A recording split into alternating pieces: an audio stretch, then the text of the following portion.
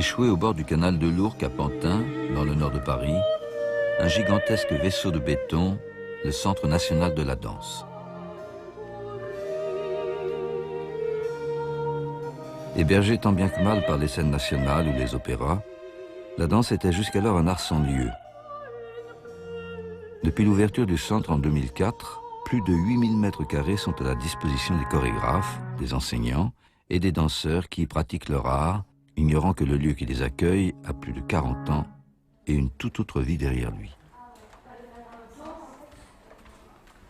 Les danseurs sont loin d'imaginer que le tribunal d'instance du département occupait alors un des studios de répétition.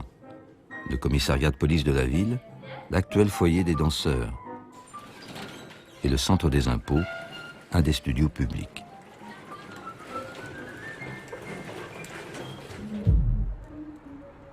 Construit en 1972, le bâtiment a échappé de peu à la démolition. Il doit sa survie à une opération architecturale un peu particulière qu'on appelle une réhabilitation. Réhabiliter, c'est mettre un terme aux critiques, au mépris et reconnaître la valeur d'un objet après une période de discrédit ou d'oubli. Attribuer un nouvel usage à un bâtiment qui n'en a plus, c'est décider de reconsidérer un patrimoine, de préserver une mémoire, ici celle d'une œuvre emblématique des années 70.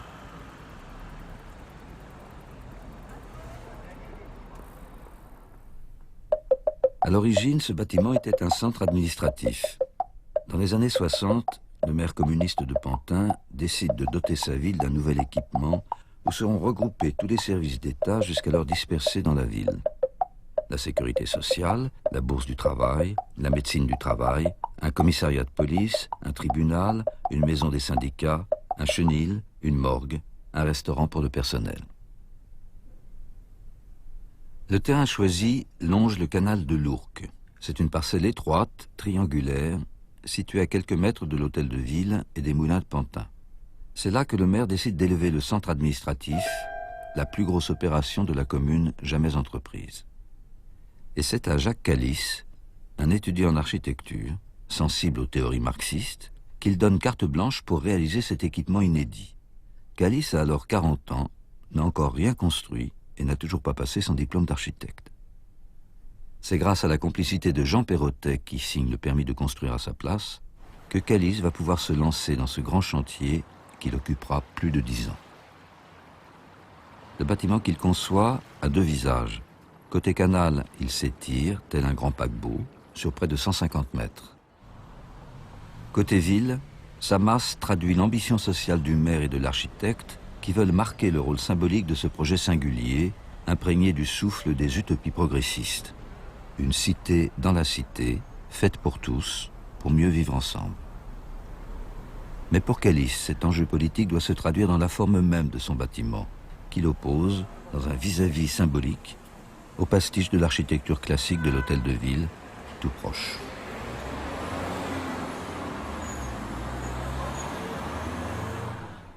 Les bâtiments officiels ressemblent tous à une architecture du XVIIIe, du XIXe.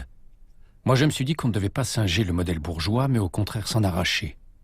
J'ai conçu le centre administratif comme un manifeste, une rupture franche. Je savais bien que les gens du quartier ne comprendraient pas. Je leur ai mis ce gâteau devant le nez pour leur dire « C'est en votre nom, même si vous n'en voulez pas, c'est en votre faveur que je conteste l'architecture bourgeoise. Je veux qu'on invente, nous, contestataires de ce monde, une nouvelle manière de lutter à travers l'architecture et l'art. »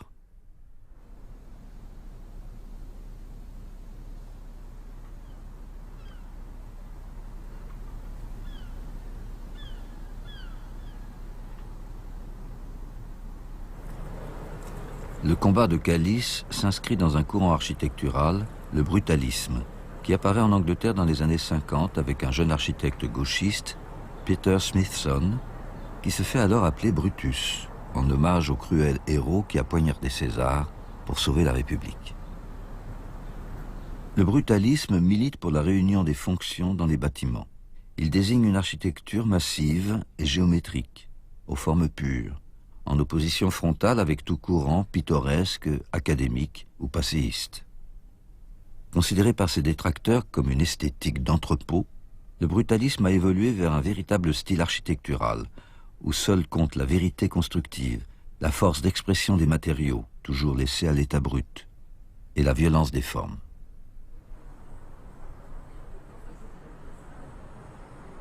Le centre administratif de Pantin est l'exemple le plus abouti de l'architecture brutaliste en France. Mais pour Calice, le dessin de ses façades n'est pas seulement un geste plastique crânement affirmé. Il renvoie avant tout à l'organisation intérieure du bâtiment.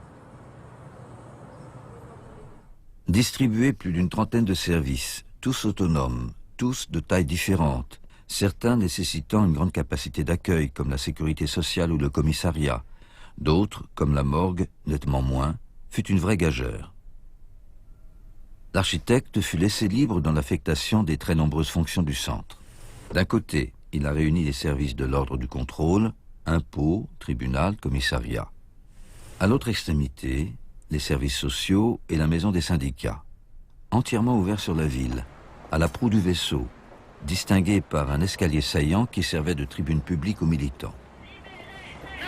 Les agents de l'État au service de la police et de la justice ont été relégués à l'arrière du bâtiment, avec pour seul vis-à-vis quelques vieux entrepôts. La polarisation politique du bâtiment ne saurait être mieux dite. Pour obtenir le permis de construire, j'avais dessiné une façade simple, classique, avec des poteaux. Je me disais, si je complique les choses, on ne va jamais y arriver, ça va traîner. Mais dès qu'on a eu le permis de construire, j'ai immédiatement tout redessiné. La nuit, je me réveillais et je dessinais des formes sur ma cuisse. Quand je trouvais l'idée bonne, je me précipitais à ma table d'architecte. C'est comme ça que j'ai inventé ces façades. L'image qu'elle projette rompt radicalement avec ce qui se fait à l'époque. Les fameux murs rideaux sans relief, habillant les immeubles de bureaux et les sièges d'entreprise. Luttant contre la banalité des équipements des années 70, Calice a transpercé ses façades en projetant les volumes intérieurs à l'extérieur. Il les a ensuite soulignés d'imposants balcons suspendus. Puis, il a imaginé des tabliers de béton aux formes géométriques d'inspiration aztèque, qu'il appelle des totems, et dont la fonction était de signaler en façade les principaux services du centre.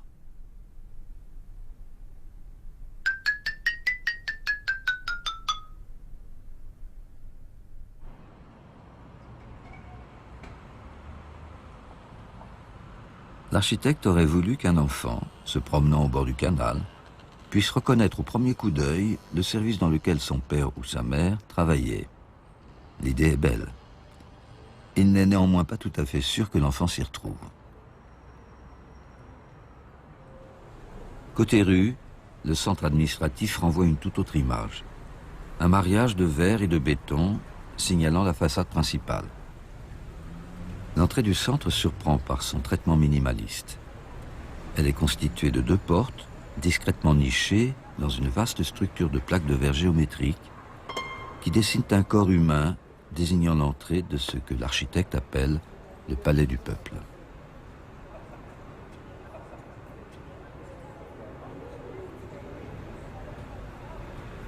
Mais si le verre est ici spectaculairement mis en œuvre, c'est aussi parce qu'il laisse passer la lumière sur l'événement architectural qui attend le visiteur en entrant.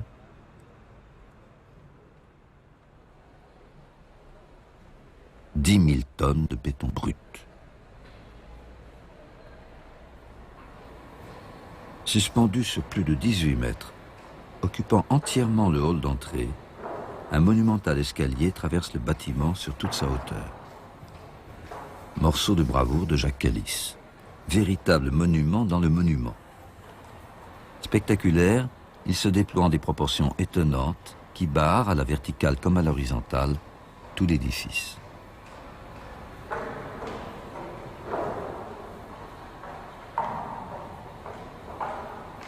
Pour composer cette étonnante articulation qui n'a pas d'antécédent dans l'histoire de l'architecture, Calice a tout simplement associé un noyau portant des volets de marche à un noyau portant une rampe. Il les a réunis avec un palier central. Puis, il a découpé chacun des voiles porteurs pour dégager des vues au croisement des paliers.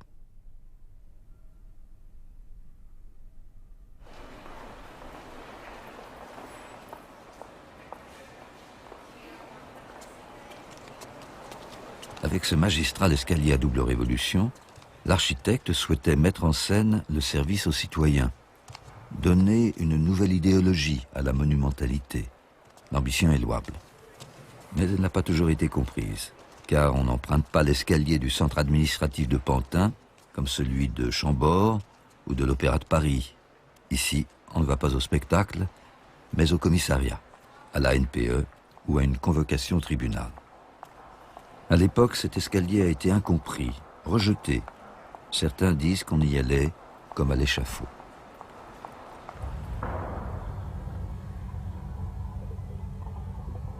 Aujourd'hui, le regard a changé sur cette grandiose illustration plastique du brutalisme.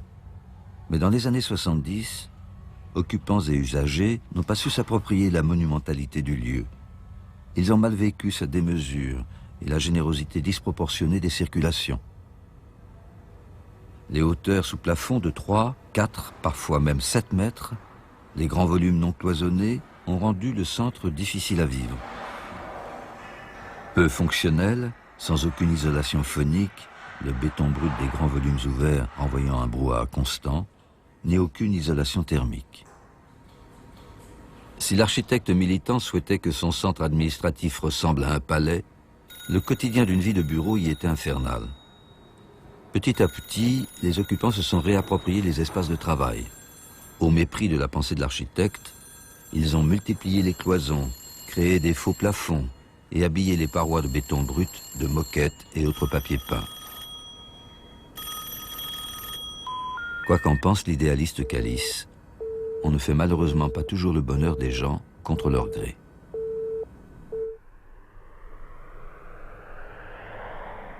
« 20 ans seulement après sa construction, les services désertent un à un le centre. En 1998, il n'est plus qu'une carcasse vide, mal aimée des Pantinois qui souhaitent sa destruction. La ville, qui ne sait plus quoi en faire, décide de céder le bâtiment pour un franc symbolique au ministère de la Culture qui cherche un lieu à réhabiliter pour créer le futur Centre national de la danse. Je refuse que qui que ce soit touche aux façades de Pantin. On ne corrige pas un poème de Baudelaire, s'insurge Calice, qui s'oppose fermement au projet de la réhabilitation du centre. Il menace même d'aller en justice au nom de la loi sur la propriété artistique. En vain. Le concours de la réhabilitation est lancé. L'utopie politique et l'utopie architecturale n'auront pas survécu aux mutations de notre société. Le bâtiment va devoir se soumettre à un changement d'usage radical. Dédié dans une première vie au service de l'État rendu aux citoyens, le centre doit se muer en un lieu de culture où l'on vient fabriquer et consommer du spectacle. Les temps changent. Les lauréates du concours sont Claire Geiss et Antoinette Robin. C'est leur tout premier grand chantier, couronné dès son achèvement en 2004 par la prestigieuse Équerre d'Argent. Il y a eu pour nous un travail assez long, de fourmi, on va dire, assez méticuleux, d'arriver à manipuler mentalement ce bâtiment comme si on l'avait dessiné. C'est un exercice à l'inverse, on va dire. Quand on a dessiné un bâtiment, on le connaît mentalement. Quand on travaille sur un bâtiment qu'on découvre, il faut arriver à avoir cette familiarité pour intervenir sur le bâtiment, parce qu'il y a la question d'une réhabilitation, sans en être dépendant et sans le subir.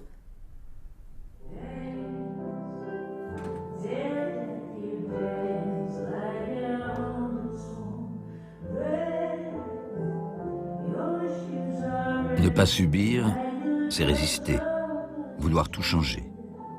Robin et Geiss ont au contraire décidé de n'apporter aucune transformation structurelle au bâtiment.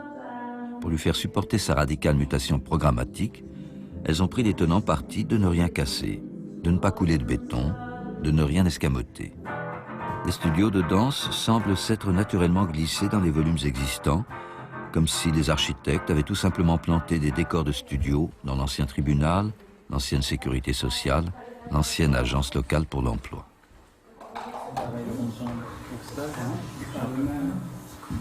Pour installer le nouveau programme, elles ont simplement permuté tous les services du centre administratif en espaces dédiés au travail et à la culture de la danse.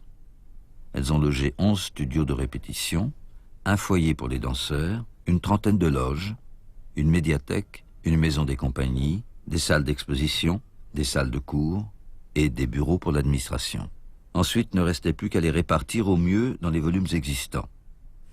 C'est à la pointe du bâtiment qu'elles ont placé les services de l'administration. Au cœur, les studios de répétition. Et enfin, à l'arrière, là où Calice avait concentré les grands volumes du commissariat, du tribunal et des impôts, elles ont installé les 3 studios noirs ouverts au public.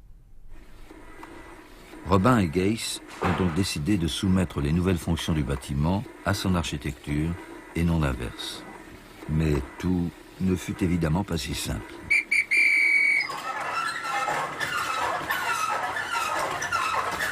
C'est dans l'ancien parking du commissariat qu'elles ont choisi de créer le plus grand des studios publics. Et ce, une fois de plus, sans toucher le gros œuvre existant et sans escamoter aucune des décisions architecturales de leurs prédécesseurs. À l'origine, le parking était ouvert sur l'extérieur. Elles ont dû l'occulter pour en faire un lieu aveugle, comme tout lieu de représentation publique.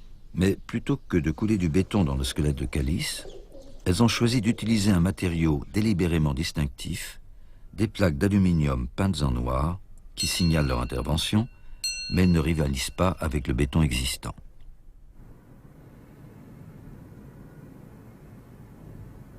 Une fois le parking transformé en boîte noire, ne restait plus qu'à l'agrémenter des accessoires qui font le lieu de spectacle, des gradins, un plancher de danse, une régie, des lumières, un rideau de scène.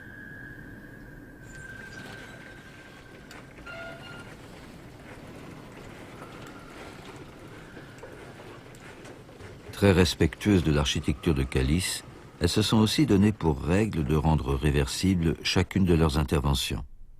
Et si d'aventure le centre de la danse devait quitter ces lieux, le grand studio pourrait facilement être mis à nu et laisser place à un nouveau parking. Mais nous n'en sommes pas là.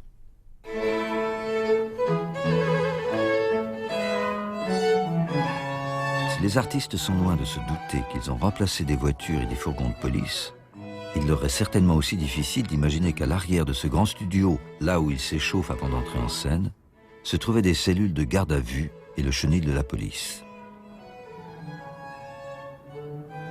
C'est aujourd'hui l'arrière-scène et le foyer des danseurs, un espace confiné qui a pris la place d'un ancien lieu ouvert sur l'extérieur, la cour du commissariat. Pour faire de ce volume ouvert aux 4 vents un espace intime, les architectes l'ont simplement intériorisé en y posant un toit. Ne restait plus ensuite qu'à remplacer les cellules de garde à vue et les bureaux de police, enroulés autour du vide central, par des loges et des vestiaires. La complexité de l'organisation intérieure aurait pu être un obstacle pour les architectes, mais elles ont su très habilement s'y glisser et se la réapproprier. Étonnamment, c'est contre un tout autre élément qu'elles ont dû lutter.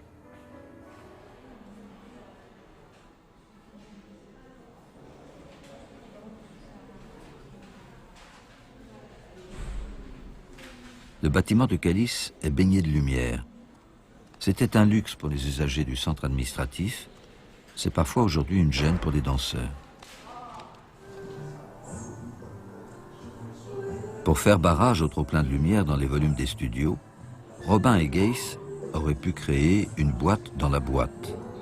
Mais une fois de plus, elles ont décidé de laisser le volume inchangé et ont imaginé un système d'étonnantes persiennes verticales, un rappel formel des orgues de Calice.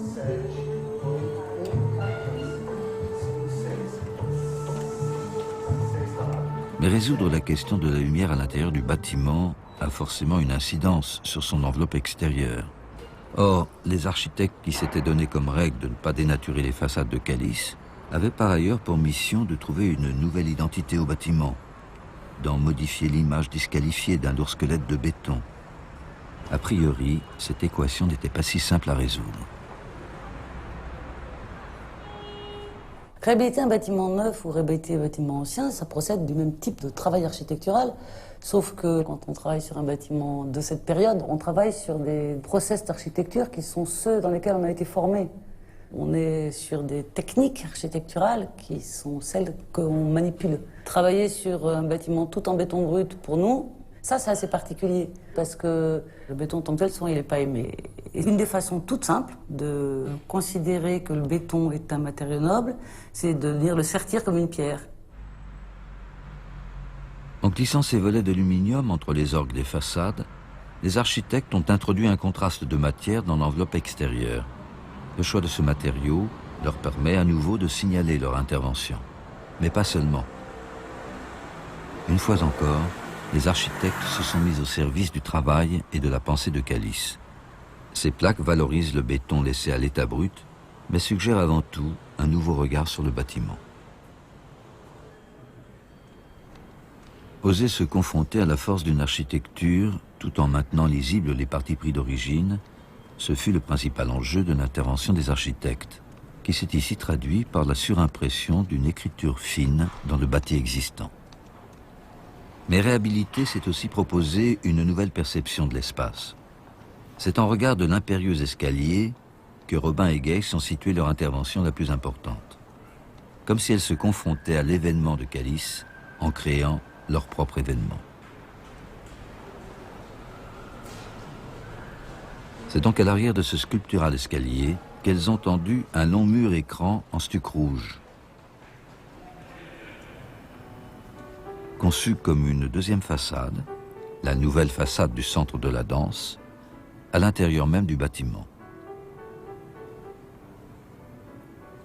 Tel un grand rideau de scène, il modifie radicalement la perception de l'espace, masquant certains des volumes qui sont à son revers, en découvrant d'autres.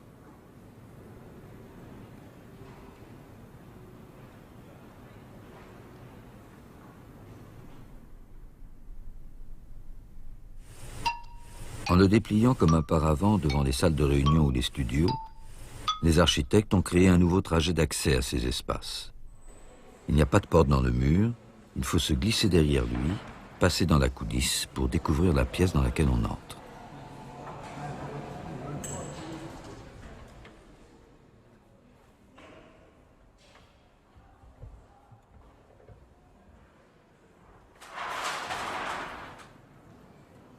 Ce grand mur écran permet d'unifier à chaque étage les espaces jusqu'alors sectionnés en blocs étanches. Il permet aussi aux architectes de cacher derrière tout ce qu'on appelle la tripaille, les escaliers de secours, les câbles, les tuyaux.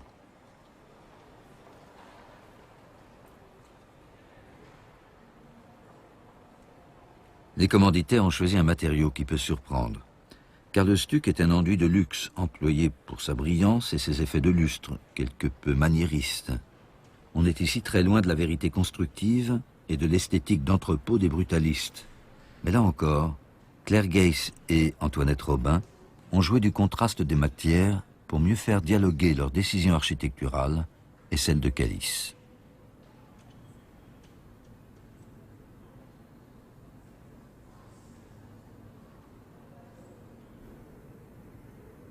Restait un dernier défi à relever, transformer cette grande et puissante machine de guerre en un lieu de spectacle et de plaisir.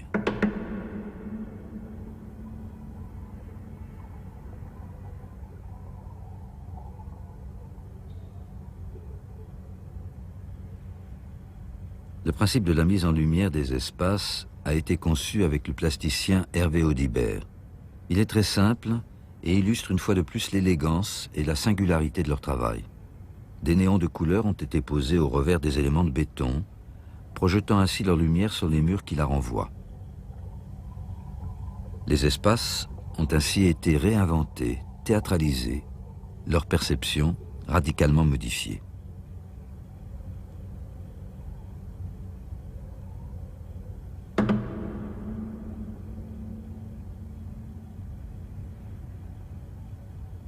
La mise en lumière du Centre national de la danse est à l'image de l'ensemble du travail de Claire Geiss et d'Antoinette Robin dans tout le bâtiment. Partout, elles ont su intervenir à la fois en miroir et en retrait, pour souligner la puissance de l'architecture de leurs prédécesseurs, sans jamais la subir. Ne pas se subordonner, un principe qui aurait certainement plu à l'architecte. Il est mort quelques mois avant la fin de la réhabilitation. Il n'a jamais voulu rencontrer Geiss et Robin. Leur rencontre se sera faite dans le travail. Cela aura sans doute suffi, car l'architecture y a gagné. au point qu'il est difficile d'imaginer aujourd'hui une nouvelle vie à ce grand mastodonte, théâtre d'un étonnant flirt des matériaux et des idées, grand vaisseau minéral où s'est jouée l'improbable rencontre de Brutus avec quelques ballerines jusqu'alors sans adresse.